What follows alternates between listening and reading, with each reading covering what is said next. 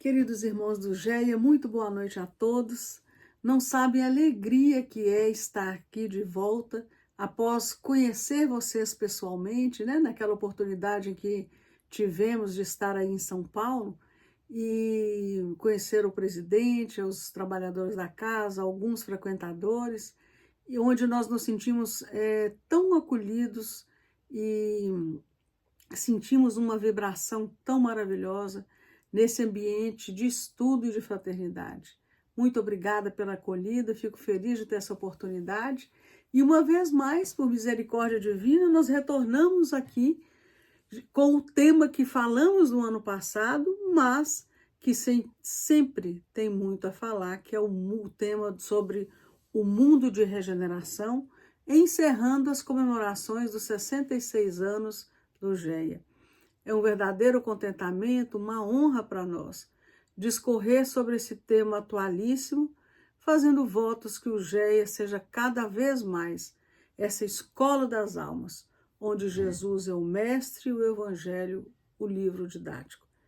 Então, meus irmãos, dessa forma, irmanados, nós elevamos o pensamento ao mais alto, rogando ao mestre amado Jesus que nos emante com seu imenso amor, e desde já agradecidos pelo amoroso convite do Sr. Zico, abraçando fraternalmente a cada um dos frequentadores, dos membros da diretoria, dos trabalhadores da casa, dos mentores espirituais que tanto auxiliam e amparam no entendimento ampliado das verdades espirituais.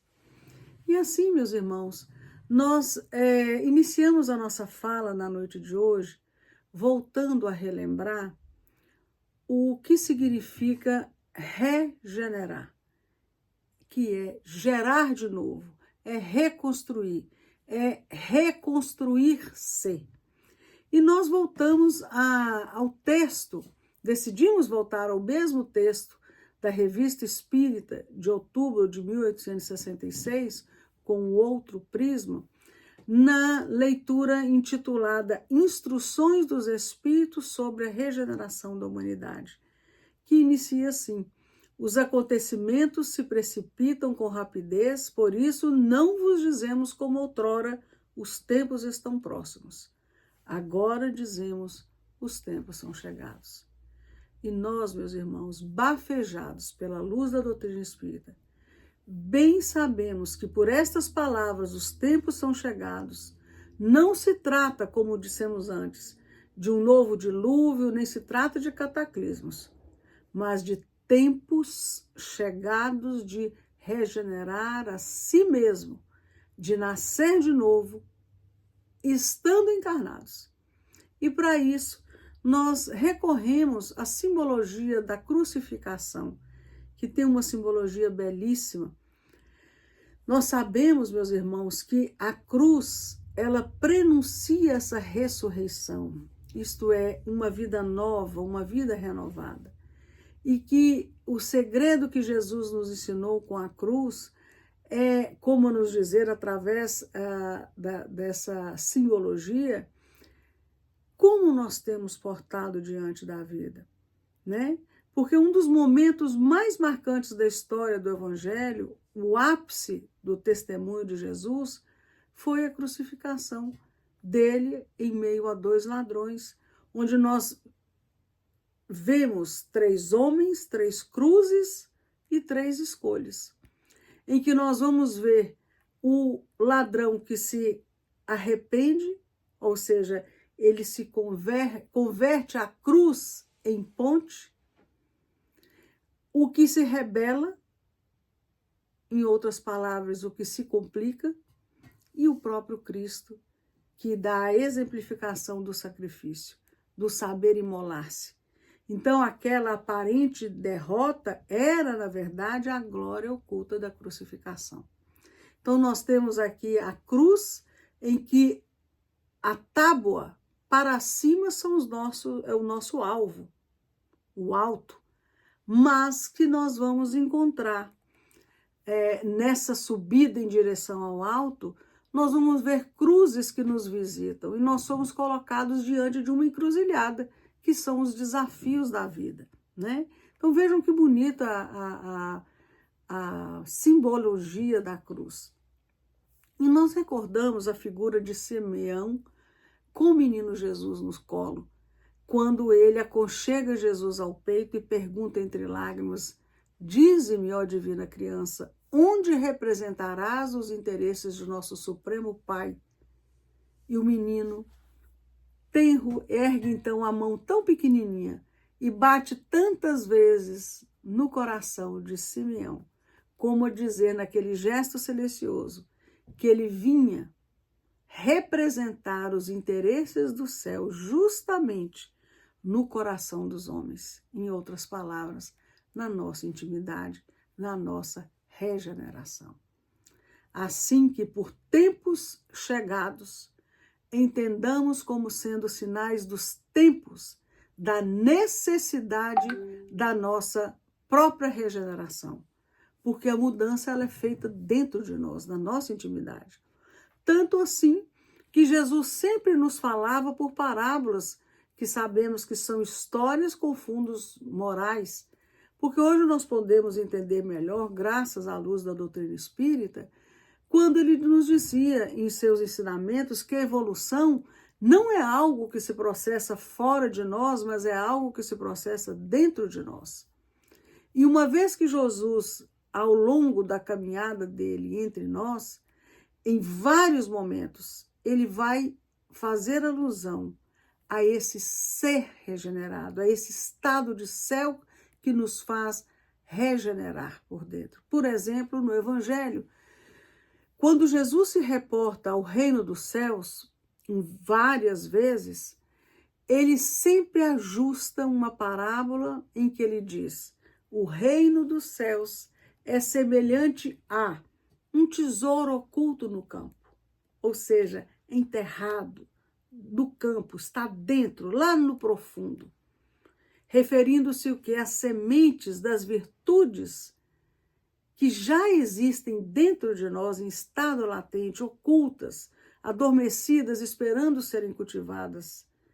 O reino dos céus é semelhante a uma pérola de grande valor. As pérolas a gente só encontra lá no fundo das águas, ou seja, está dentro. O reino dos céus é semelhante a um pescador que tirou suas redes ao mar e puxou os peixes de dentro para fora. Então, sempre essa ideia de construção interna para a edificação do reino dos céus, que está associada a essa questão de íntimo. Então, para Jesus, esse céu que hoje nós temos, esse entendimento, é o céu da nossa consciência. Pai nosso que está nos céus da nossa consciência, que é o nosso estado íntimo, o estado da alma, a nossa plenitude, a nossa felicidade.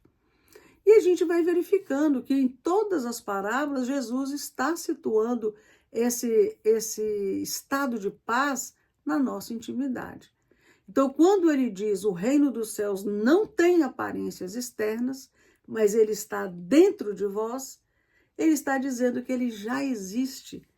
É o que Dona Joana de Ângeles vai dizer, que é o nosso si, o nosso self, o nosso eu divino, o nosso eu superior, só preparando, precisando ser desenvolvidas as virtudes em nós. Então, meus irmãos, o mundo de regeneração, ele começa, então, dentro de nós primeiro. Quando Jesus também fala, eu venci o mundo, é esse mundo interior.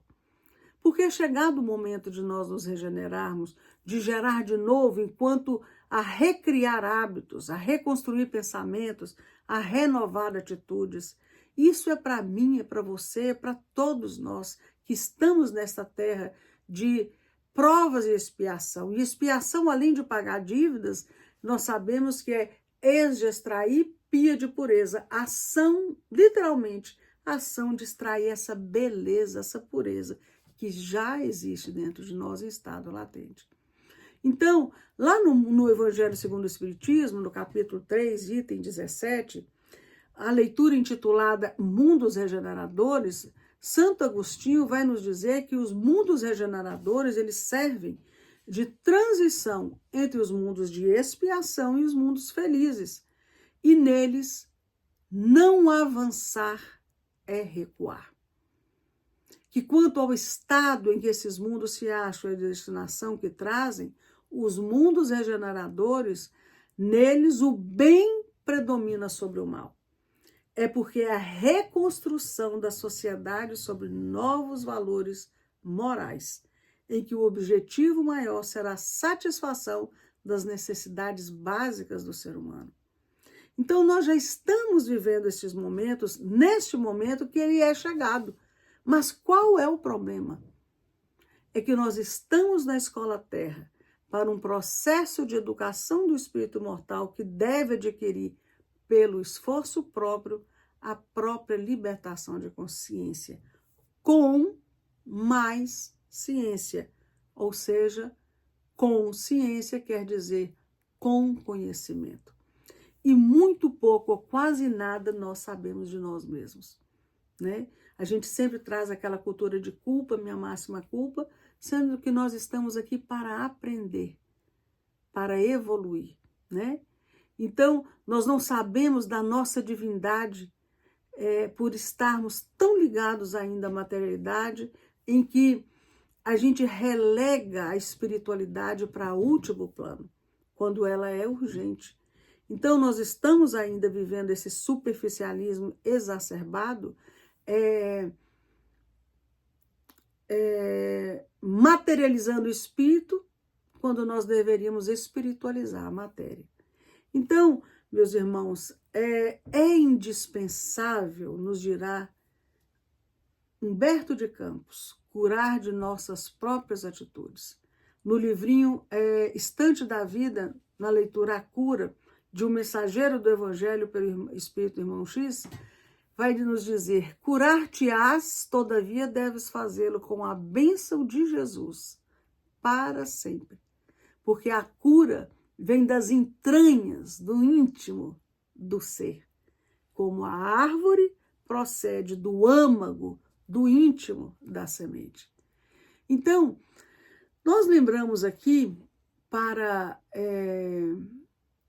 nossa reflexão, do livro Nosso Lar, essa obra extraordinária que nós indicamos para quem não leu, muitos de nós já lemos e assistimos inclusive o filme, em que Emmanuel, lá na introdução, ele vai dizer que todo leitor precisa analisar o que lê, que não basta doutrinar consciências alheias, é indispensável cogitar do conhecimento dos nossos infinitos potenciais, com ciência, com conhecimento, aplicando-os, por nossa vez, no serviço do bem. E onde o bem começa? Dentro de nós mesmos. Então, diz Emmanuel que o homem terrestre ele não é um deserdado, é um filho de Deus, em trabalho construtivo, envergando a roupagem da carne, aluno de escola benemérita, onde precisa, urge, aprender a elevar-se. Ou seja, não basta a gente crer e viver sem fé, sem esperança.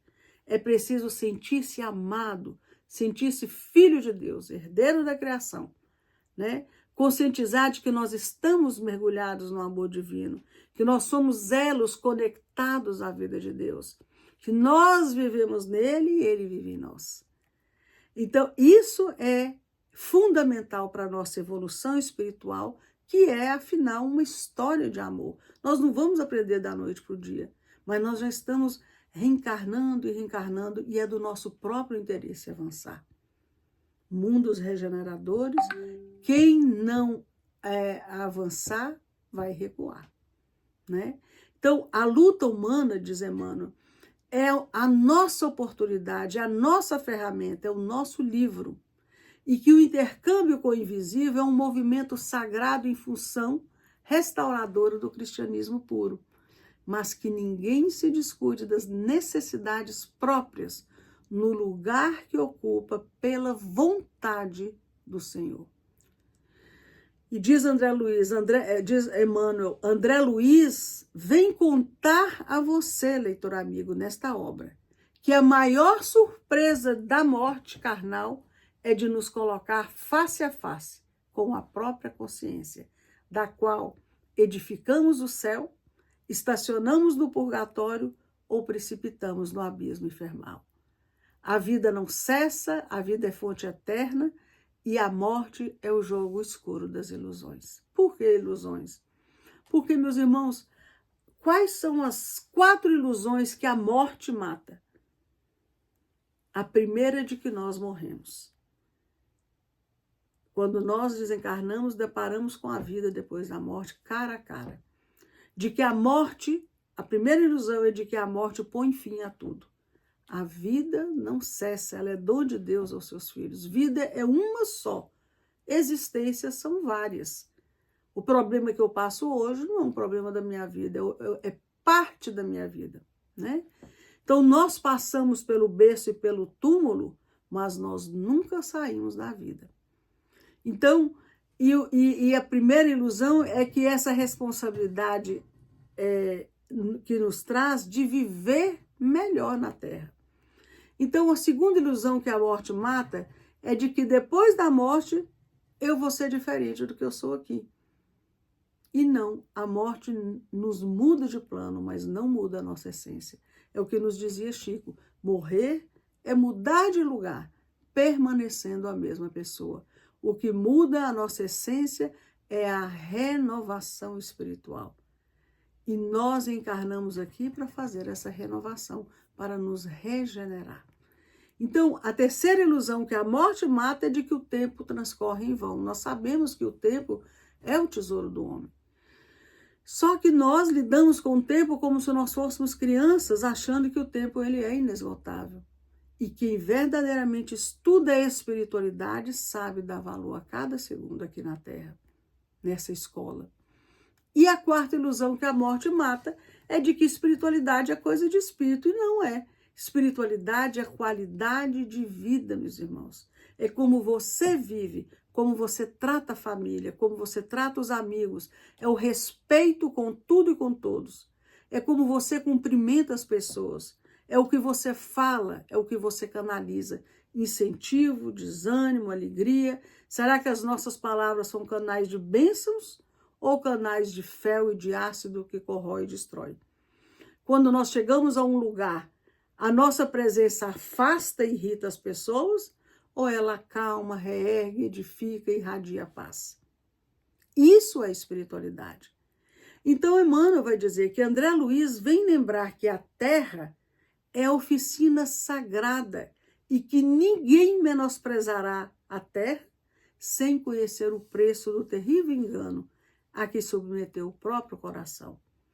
Daí, guarde a experiência de André Luiz do Livro da Alma. Ela diz que os passos do cristão em qualquer escola religiosa deve dirigir-se verdadeiramente ao Cristo. Ela diz bem alto, essa experiência de André Luiz, que não basta a criatura apegar-se à existência humana, mas ele precisa aproveitar dignamente essa vida com V maiúsculo, porque vida, como diz Emmanuel, é a experiência digna da imortalidade. E André Luiz vai nos dizer, como um conselho de irmão, que ele não se construiu. E agora ele não suportava o clima das realidades eternas, porque ele não adestrara os órgãos para a vida nova. Então era justo que ele despertasse no mundo espiritual a maneira de aleijado, de infeliz mendigo da luz. E diz assim para nós, ó amigos da terra, quantos de vós podereis evitar o caminho da amargura com o preparo dos caminhos interiores do coração, nos campos interiores do coração? Então, o repórter do mundo espiritual, André Luiz, ele vem nos dizer, acendei vossas luzes antes de atravessar a grande sombra. Buscai a verdade, ou seja, o conhecimento das leis divinas, antes que a verdade vos surpreenda. Suai agora para não chorardes depois. E Emmanuel termina o prefácio assim: e que em nosso campo doutrinário nós precisamos, em verdade, do espiritismo, que é a doutrina própria dos espíritos superiores. Precisamos do espiritualismo. Sabemos que espiritualistas são todas as crenças que admitem que além da matéria existe um ser espiritual. Mas diz Emmanuel, mas muito mais que espiritismo e espiritualismo, nós precisamos de espiritualidade, que é justamente o religar criatura ao seu Criador, é ligar-se à fonte, criatura e criador através da moral do Cristo.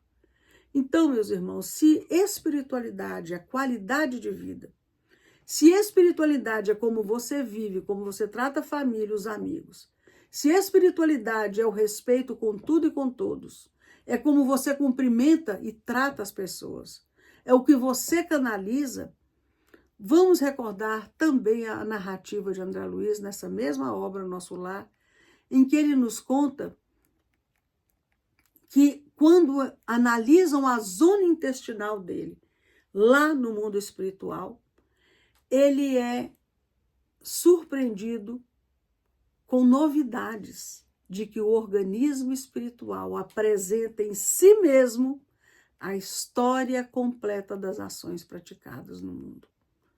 Ou seja, todas as nossas atitudes ficam registradas como se fosse uma digital no nosso perispírito.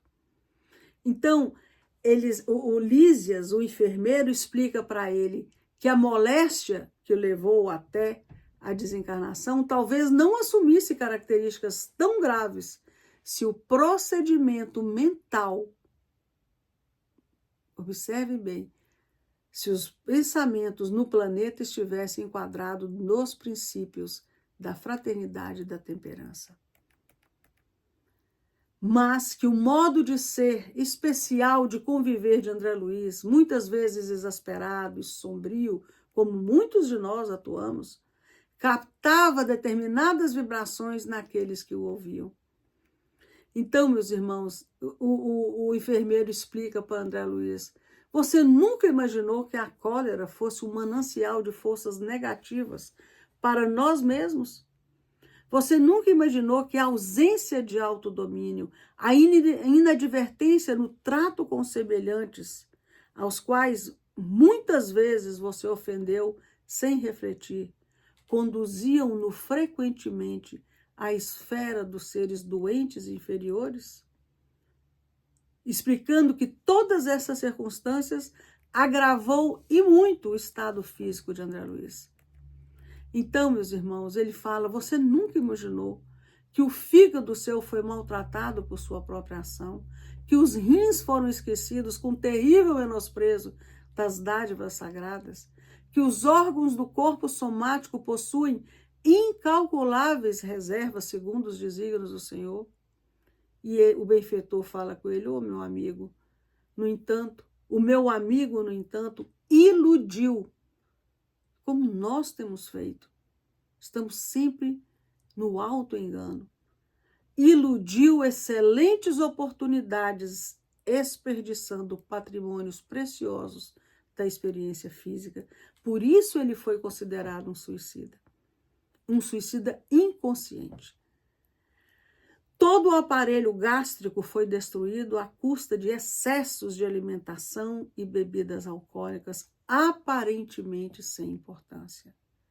Tudo isso devorou as energias essenciais de André Luiz. Como vê, o suicídio é incontestável. E então André Luiz medita, reflete naquelas oportunidades perdidas, diz que na vida humana ele conseguia ajustar numerosas máscaras ao rosto, talhando-as conforme as situações. Mas chega na hora da verdade, da dona da verdade, que é a morte, ela, onde nenhum auto-engano subsiste, ele é arrancado com força de nós. E aí André Luiz fala que não poderia supor que seriam pedidas contas de episódios simples que ele costumava considerar como fato sem maior significação. Ou seja, tratar mal, ser grosseiro com alguém ali, não tem nada não. Estava lá registrado. E porque o organismo espiritual apresenta-se em si mesmo a história completa das ações praticadas no mundo, nos faz reconhecer a extensão de nossas leviandades, de nossa falsa noção à justiça. Mostrando, então, que nós, meus irmãos, conservamos as digitais da nossa moral. Então, é isso que os Espíritos querem nos dizer quando afirmam que são chegados os tempos, que estamos todos nesse processo, que já não se dá de uma hora para outra, que não se dá de uma hora para outra, nem anos e às vezes nenhuma só encarnação, mas que é um período a depender também das escolhas da coletividade humana. E é do nosso próprio interesse melhorar. E cabe-nos, então, atentar para esse trabalho de nos regenerar. A regeneração começa comigo, com você, na nossa intimidade. E nós voltamos a dizer, sem qualquer marca de martírio, um exercício. Hoje eu não consigo, mas amanhã eu tento. Hoje eu me acolho com casca e tudo, amanhã eu tento, mas com essa consciência, esse conhecimento de que nós precisamos mudar, né? Nessa construção, porque quando falamos de um mundo regenerado, não há como falar desse assunto sem falar de espíritos regenerados. Então nós voltamos a enfatizar que a coletividade nada mais é que um reflexo de nós mesmos, uma média geral daquilo que existe no plano individual, e por isso não tem como conceber um mundo regenerado, meus irmãos, sem pensar antes nessa regeneração do mundo íntimo das criaturas, a começar por nós mesmos, porque nós somos o próximo, mais próximo de nós. Então, no que diz respeito ao mundo interno dos outros, o máximo que nós podemos fazer pelo outro é dar o exemplo, é influenciar positivamente, é estimular, é sugerir, incentivar ao bem, mas nós não podemos mudar o outro. Quantas pessoas a gente ama e quer que ele mude? Porque ele não vai mudar, porque o outro só muda por si mesmo. Quando ele tiver consciência, quando ele tiver com conhecimento de todas essas verdades que, graças a Deus, nós já somos visitados por elas. Agora, nós podemos mudar a nós mesmos para melhor e sempre para melhor. Assim, meus irmãos, que nós terminamos a fala da noite de hoje, repetindo estas palavras: respeitemos a dieta do Evangelho e atendamos ao sábio conselho de Paulo. Tudo que é verdadeiro, tudo que é honesto, tudo que é nobre, tudo que é puro, tudo que é santo, seja em cada hora da vida a luz dos vossos pensamentos. Uma boa noite a todos e um fraterno e afetuoso abraço a cada um de vocês, irmãos tão queridos por nós. Um grande abraço e uma boa noite. Muito obrigada.